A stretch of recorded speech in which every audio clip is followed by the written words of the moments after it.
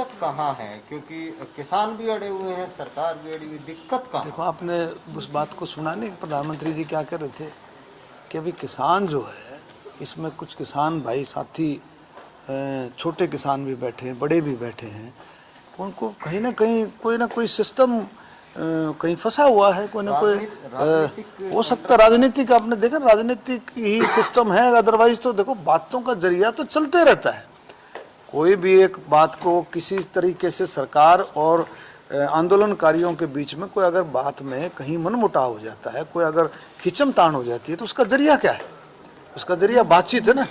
उसका जरिया बातचीत से कहीं सरकार आगे अपना हाथ बढ़ाएगी, कहीं वो आगे हाथ बढ़ाएंगे, तो दोनों मिल करके ही दोनों के हाथ मिलेंगे।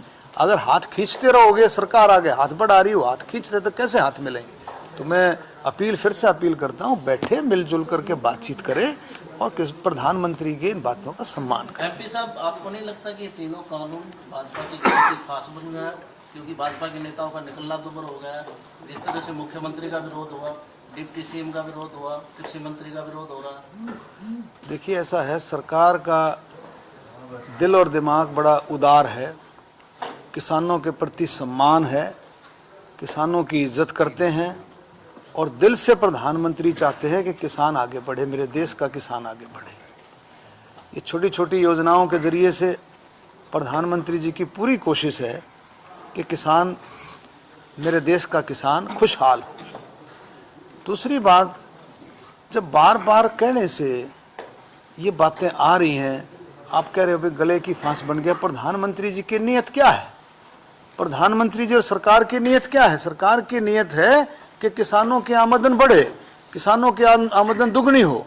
और इन कानूनों को समझ करके आप देखेंगे कि लोगों ने, बहुत सारे देश के मेजॉरिटी ऑफ किसान ने इस कानून को समझा है, इस कानून को समझा है और समझ करके इस कानून के तहत में काम किया है और उन्होंने अपने एक्सपीरियंस भी साझा किए हैं। तो मैं कहता हूं भाई, इसको समझो, इन चीज़ों को, ये आपके हित के हैं।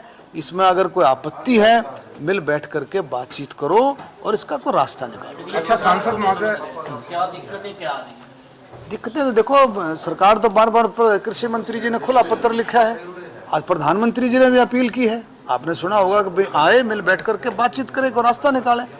दिक्कत तो कोई ना कोई वहीं, कोई ना कुछ, कोई फांस अटकी हुई है, कोई राजनीतिक फांस अटकी हुई है। जो विपक्ष के लोग हैं वो नहीं चाहते कि भी इस तरह का ये समझौता हो और सारे का सारा क्रेडिट जो है भारतीय जनता पार्टी को, जबकि उनकी नीयत और नीति भी उनकी यही थी।